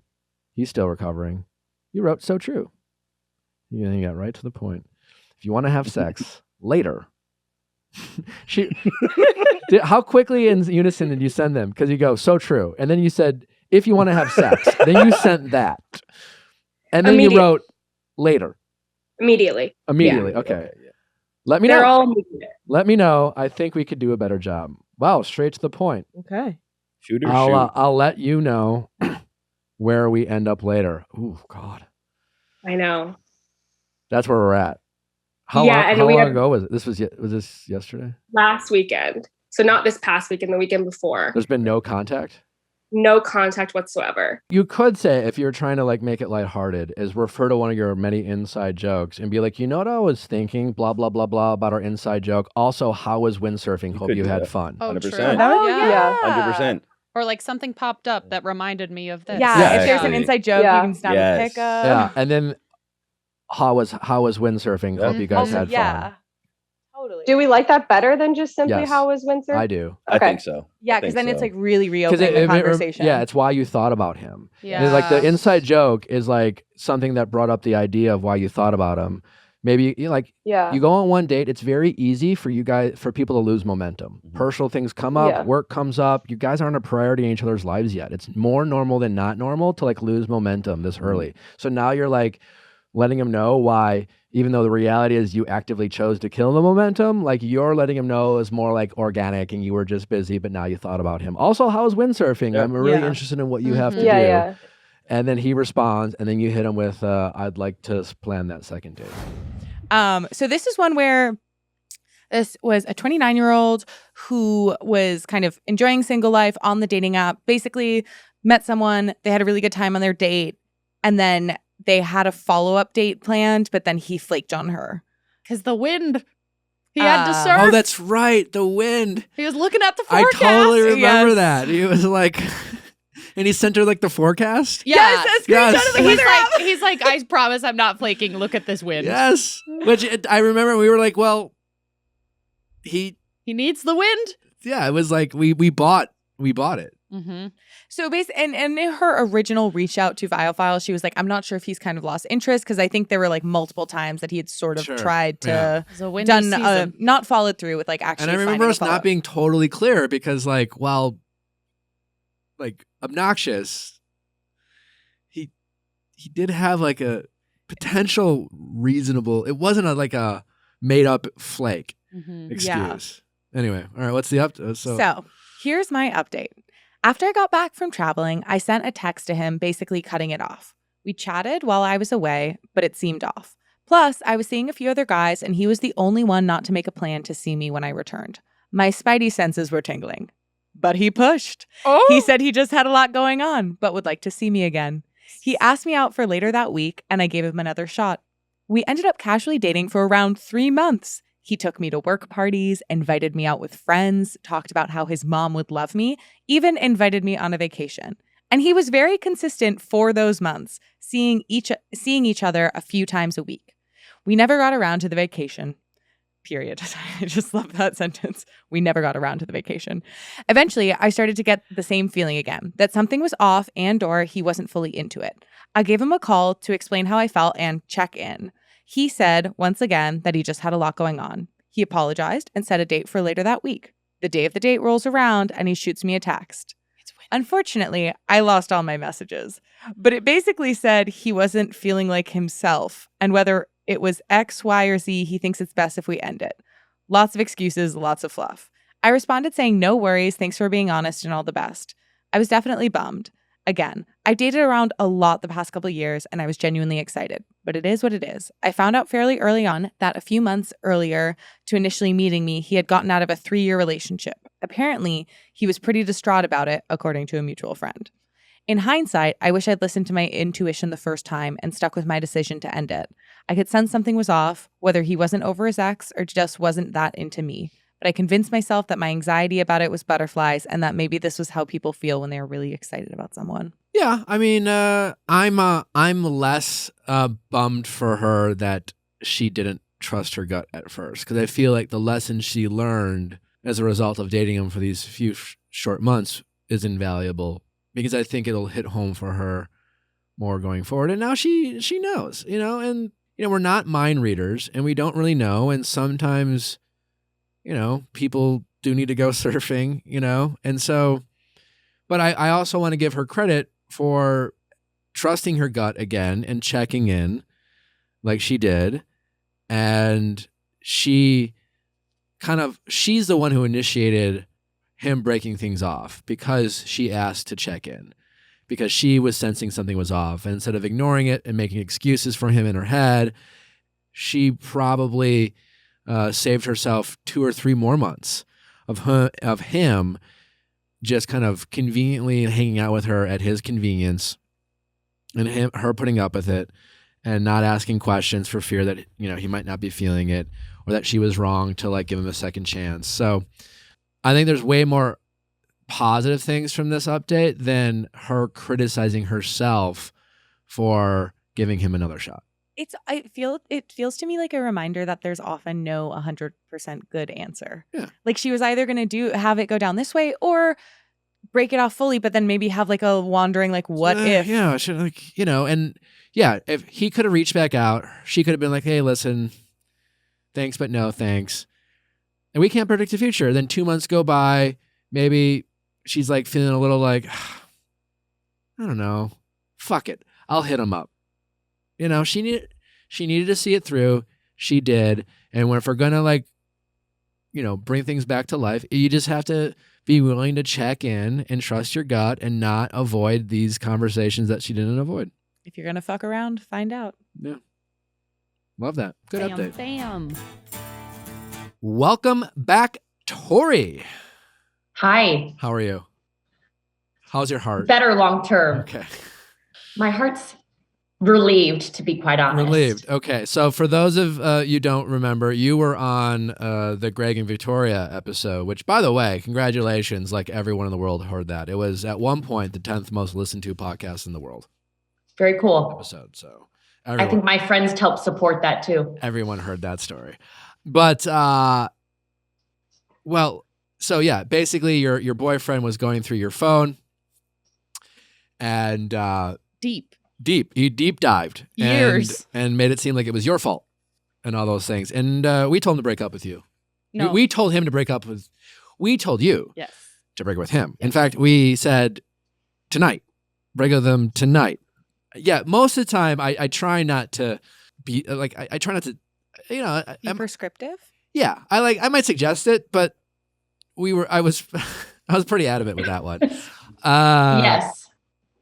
And we'll play a quick clip from the episode just to refresh people's memory. So I'm calling. I've been in a relationship just under a year. Like all relationships, trust is very important. My boyfriend and I talk about the importance of having it, building it. But ironically enough, I'm calling in for some advice. He's gone through my phone a couple of times. What he has found is not cheating emotionally, physically. There's no infidelity. He just didn't like what he saw. I do have context behind that, but I kind of guess I'm looking for advice going through your phone in general, just how big of a red flag is that? And then ultimately, maybe I need to cut off past flings, exes, relationships, people prior to my boyfriend, because he just didn't like what he found. I think there's few things more damaging in a relationship than having to constantly defend yourself for things you're not doing. Which is ironic because I am told very quickly that I'm defensive. I was asked, why am I defending these guys in my phone? And again, 1 minute, it's you need to explain yourself. I'm here to listen. The next minute, it's Tori, snap back. You're defensive. So it's I am defensive because I don't know what I did in a sense. Yeah. So what are we going to do about that? I mean, he's still your boyfriend? You're apologizing in a sense for being a catch. Yeah. It sounds like that's what it is. At the end of the day, I think people are going to reach out. It's just, there has to be trust. And that's something he has to figure out on his own. I don't know if it's, he has to go through therapy with his, past trauma, whatever happened with his ex, but that's a him thing. That's not you. I think you got this. I think ultimately you know what you need to do. And I think you should just do it. Do it. Yeah. Do it. If you were Rip the looking for a Band-Aid off. blessing, you have it. Yeah. No. And I think you just stay calm and say, like, ultimately, I just don't think we have a healthy relationship, and I just don't want this, and I don't want someone who's going through my phone, and I don't want to be made to feel like I'm doing things wrong when I'm not. Like, I work really hard on myself. Like, my character matters to me. Like, and 100%. if I don't want to, like, it's just not the type of relationship I want to be in, and I'm sorry. Right. And if he gives you the I'll change, I mean, I think ultimately you just say, I just think we should end it. It doesn't, and maybe you will, but like change takes time. That's what you can say. And I don't have time. And I don't have time. All right. So, well, are you broken up or you still, what's going on? Yes. So I am single. Well, first of all, It's really early, or else I'd pour one out for you. Yeah, that's okay. It's still the work day. Walk us through how this happened. Of course. So I would say in my whole lifetime of dating, normally I would drag this out for years. So I think being told, I'm being honest with you. No, I'm glad that you're honest about that. I think that's probably more normal than people realize, as crazy as it sounds. Sure. So knowing that I got the very polarizing, like, do it tonight, I think I landed somewhere in between. So this was shortly after Thanksgiving. We had spent some time apart. Things were rocky. We had the discussion of like abusing the trust and whatnot. He knew things were rocky, which I had also shared. And it's December 12th for the people who are listening, by the way, because this episode is not going to air till the end of the month. But because I remember there was a conversation about not waiting till Christmas and the holidays. So yes. Good on you. Yes. I'm sorry for interrupting. Continue. That's okay. Of course. So ultimately, when I was able to see him, I will say, like, it did linger, and I know ultimately lingering, it's not ideal. You're human. It kind of started as the whole, I feel like I'm not even wanted. I sat on my couch. He sat on my kitchen stool. I just reiterated like my lack of feeling appreciated and my trust being abused and all of that. And I kind of let him just leave, knowing that I wasn't in a clear headspace, but I ultimately was unhappy. And he had been going on some trips with his friends. So it was kind of out of sight, out of mind. I kind of noodled on it a little bit more, thought things over, and every opportunity that then surfaced since we first spoke, since I first came on the episode, I was just like not getting no rekindling interest to start things again. A couple therapy sessions too, kind of the proof was in the pudding. So your therapist supported our diagnosis? Yes, she did. She did remind me that nothing has to happen any certain time to keep it high level and simple, but again, like selfishly, like feel relieved at the end of it, which that's what I was ultimately looking for. So we had to talk in person following his time out of town. And I was very adamant. I found myself speaking and approaching this breakup in ways that I, again, hadn't in my past, jokingly like letting bad relationships linger. This was probably the quickest I was able to kind of rip the Band-Aid off. It kind of played out how I thought, which is almost tough. So where ultimately I'm just looking for your advice, like post breakup into the holidays, but he was not at a place to want to take his belongings out of my apartment. And I told him he had to. He was embarrassed packing his things up. He said he needed time to decompress. And I just told him, like, I really need you to do all of this now. And I was very clear when I left things that I was unhappy enough. I was told, you're not even giving this a chance. You don't want to make this work. You don't believe in me. I'm ready to change. I'm going to change. He started going to therapy. And I just said, like, I'm not at a place to even go back to this like probationary period and try and see what happens. Yeah. Good for you. So when he's like, oh, you're not willing to work on this, blah, blah, blah. What do you remember what you actually said in return or specifically? I had told him, I was like, I'm just ultimately my unhappiness and my mindset right now is so far removed from feeling love and caringness and happiness that I can't see myself in a headspace to make it work. And I told him, I don't want it to be some like tick for tack, like, but I'll never do that again. Like, I'm so far past that. Yeah. I only asked this because I think that those are like pivotal moments in breakups where that person like in his shoes says that line or some version of it like he did, or he tries to put it on you. It's like, you quit on us and blah, blah, blah, or you don't want to work on us anymore. And again, it kind of resonated, like, when ironically, it wasn't a total coincidence, but like when, with Victoria Gregg here, the parallels between your stories, I think it's sometimes in those pivotal moments to just affirm what they're accusing you of. And that is to say, you're right. I'm not willing to work on it anymore, and kind of be their bad guy. And I don't think a lot of people are expecting that, but like, I think it's okay to just say, you're right. I'm not. I did. You can't accuse me of not, but I'm no longer. And yes. Yeah. So that was tough. Again, and like, I'm sad. Don't get me wrong. I'm very sad, but I know long-term this is good. I would say what's tricky and unique is shortly after he had exited my apartment, my phone was ringing and I was being asked to just come outside quick for one more hug, which was kind of the beginning of what then proceeded to be I've been that guy. That's why I was like, oh my gosh, like I don't even recognize myself because I've done it all too, like the begging, the pleading. But again, unfortunately, I was very clear in the conversation and I've received text messages each night since he had left. Please talk to me. What did I do to deserve this? Can I get a chance to see you? I want to explain myself.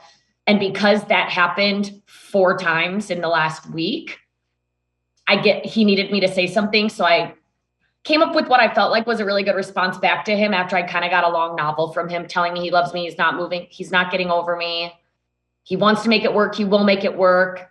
And I just reminded him, like, I didn't leave like on a break. I left with an end to our relationship, and to ask him to just stop reaching out. And he responded with some questions. He wanted to know a few more things that I did tell him.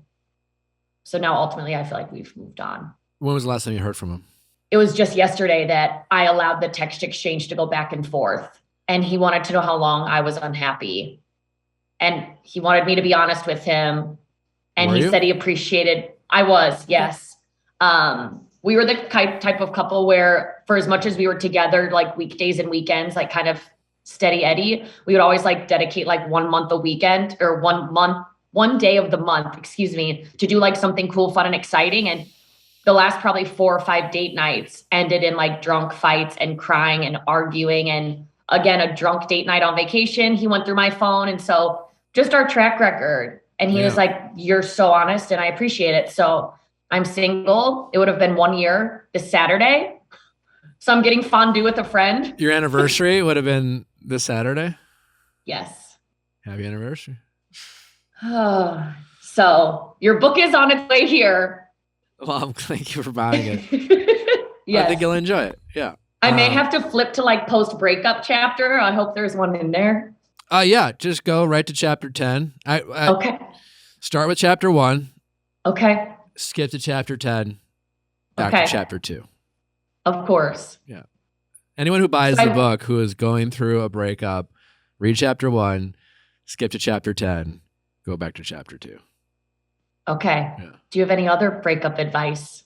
No, I mean, you're going to be fine. Like, be proud of yourself. I mean, like, honestly, take stock in this experience. And as I always say, and I say in the book, doing kind of these things are hard to do. And I think it's okay to like pat yourself in the back and let you know that you did a hard thing and you did it with grace and you try to be considerate of his feelings, but ultimately you stood your ground and did what was right for you. And that's not easy to do. And like you said, there was a time where you would have let this dragged out for months, years. You would have gone through, you would still be with him today if old you was still like running the show, and you would have gone through Christmas feeling unhappy. You would have definitely had a fight or two over the holidays over God knows what.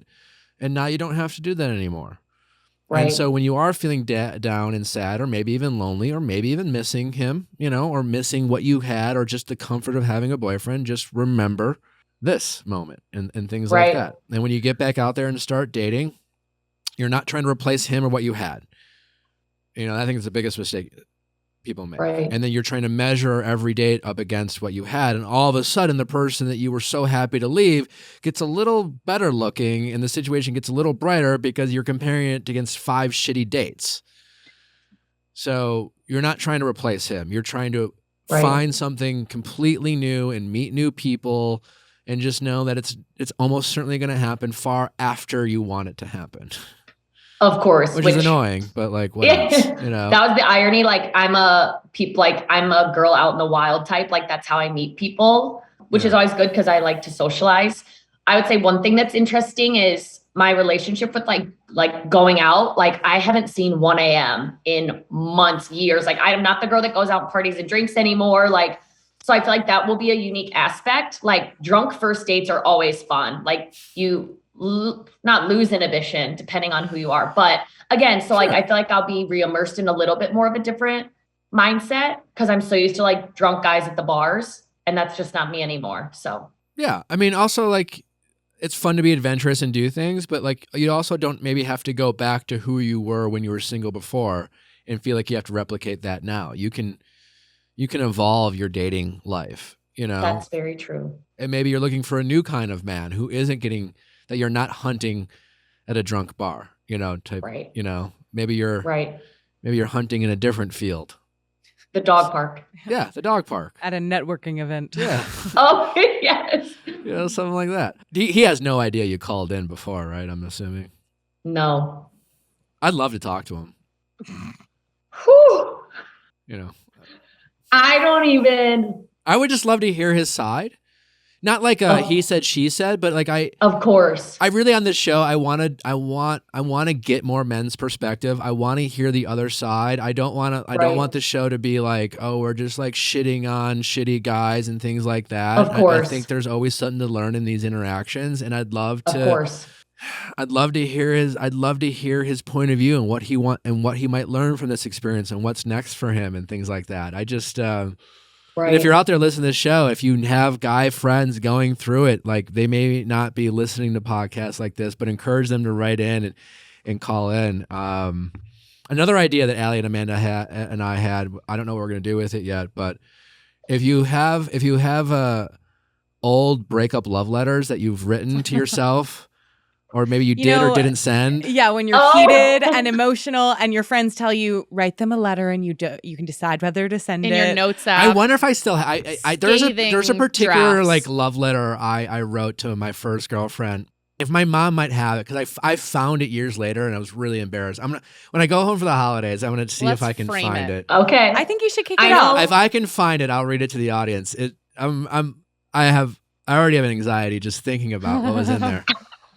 I definitely have the notes in my phone. Some of them may have been when people would keep a list of their partners and it would be like first names and like a little funny blurb. Oh, yeah. Yeah. You have to have your sex list somewhere in your notes app. But if you have, if for those listening, if you have like in your notes app or unsent or text messages that you didn't, like those sappy, desperate. I have like awful things in my notes app. Things that you've sent to Concerning people. things. We'd love to just read them. And the goal is, it's like reflection. It's like normalize the first draft.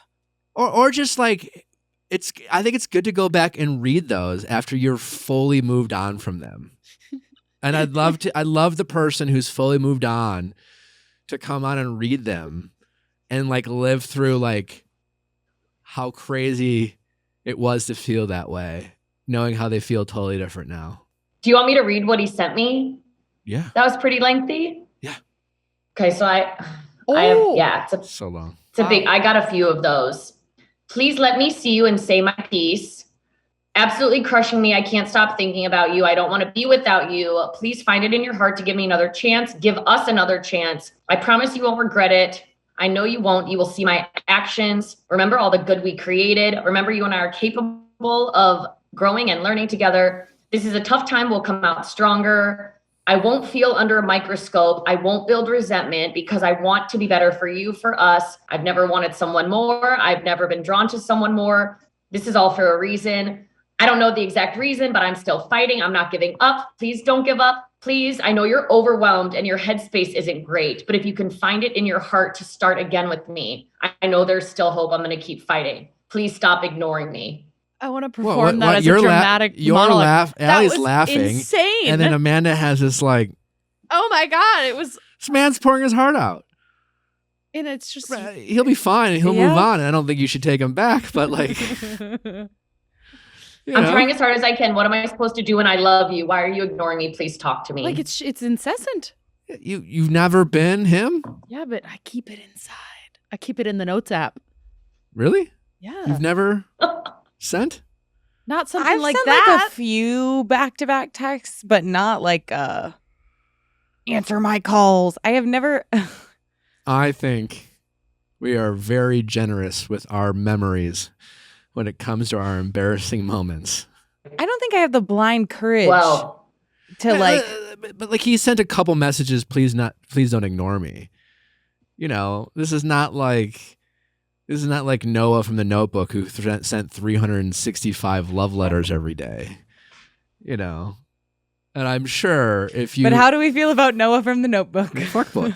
Yeah, I have empathy for this guy. I mean, again, I don't agree with him, and I don't think she should take him back. But right, he's going through it right now. Right. And he's feeling regret and he's feeling sadness. And if I had a chance to talk to him, I would say, you should save this message that you sent. Not because of her, but because of remember how you felt and remember the regret. And you should still, all the things that you said you would work on, start working on them right now by yourself, alone. And which is literally what I told him. Yeah. What did he say to that? He said he knows, but he still wanted me to be a priority to him. Okay. So he wanted to do both, and I just didn't want to try to let him. That's a good answer for him. Right. Well, congratulations. I'm proud of you. Not easy to do. Enjoy the holidays.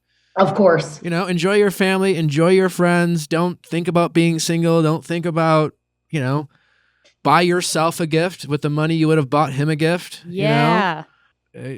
Approach 2023 with a lot of optimism and excitement. Of course. And it'll be fun. Good news. Can't wait to get the book. I'm serious. I'm like, I got to get right to it. Well, when you do, if you like it, share it on social and tag me. I'll reshare it. I told my friends already. They wanted to start a book club. So I need to reach out to the Chicago area and see what they're all up to with your book. All right. Instagram in the highlights section. All right. Cool. All right. Well, thanks for the update. Take care. Thanks. Bye-bye. Right, bye-bye. Bye. Update from episode 509 that we did with Katie Maloney. She was hosting her friend, but didn't really want her friend's boyfriend to also come because the last time he was staying with her, he was really messy. There was beer cans everywhere. Like they were not good guests. Yeah. And she wasn't sure how to approach that with her friend I don't necessarily want to host your boyfriend. I need help telling my best friend that I'm not comfortable with her boyfriend staying at my house. Oh, okay. Why would your friend's boyfriend need to stay at your house? So New Year's Eve is coming up. Okay. And her birthday is the day before New Year's Eve. And she invited them both to come and stay with me. She invited them both to come and stay with you. So she didn't ask. How long have you been friends with this friend? Since college, so 4 years. I'm guessing that she's the type of friend or you're close enough where she just assumes she can stay with you when she visits kind of thing? Yeah, Okay. She asked if she could come, and I was like, of course, you're always welcome. And then 2 weeks later, she was like, oh, but I want him to come too. Gotcha. What'd you say?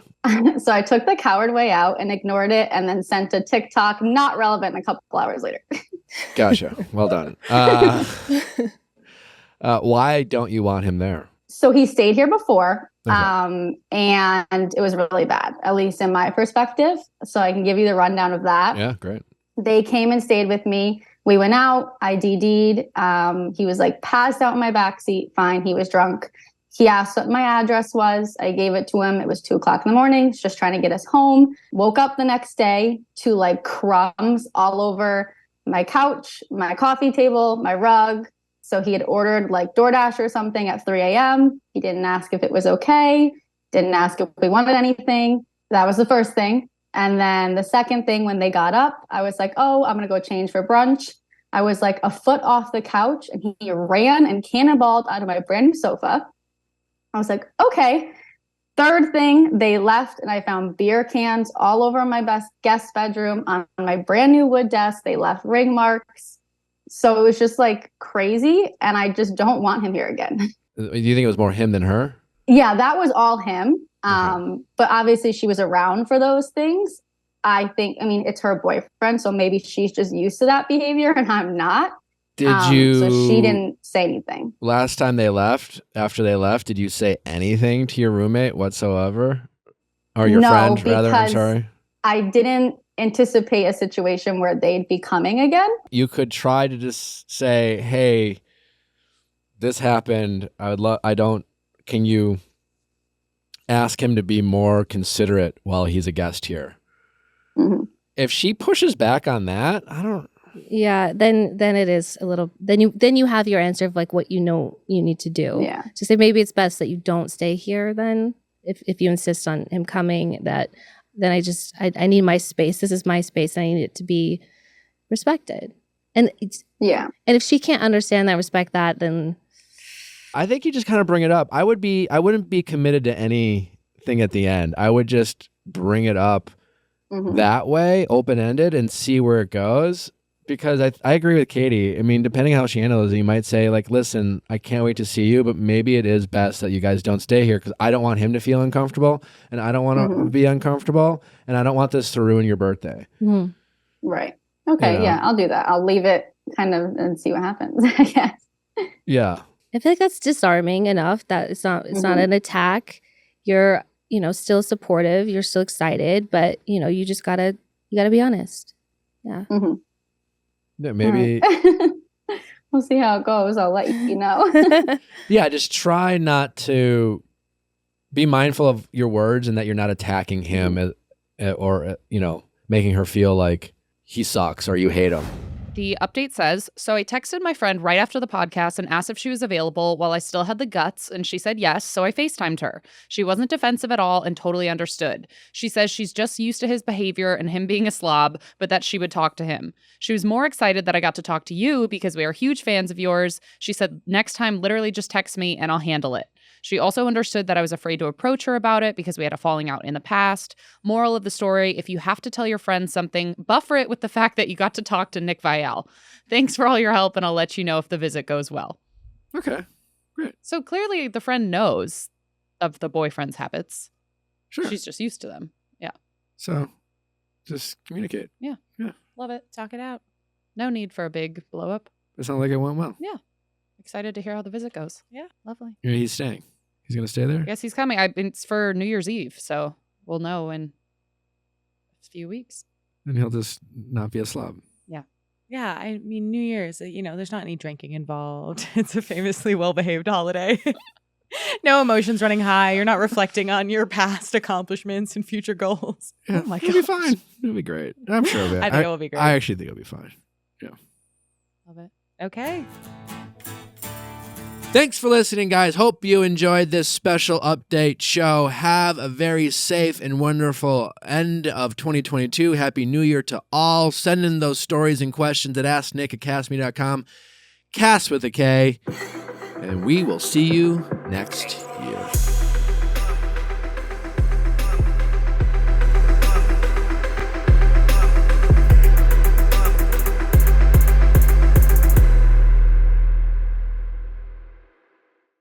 Hey guys, thanks for watching. Before you go, make sure you like, subscribe, and ring that bell so you don't miss any future videos like our Tuesday Bachelor recaps and Wednesday celebrity and expert interviews. See you next time.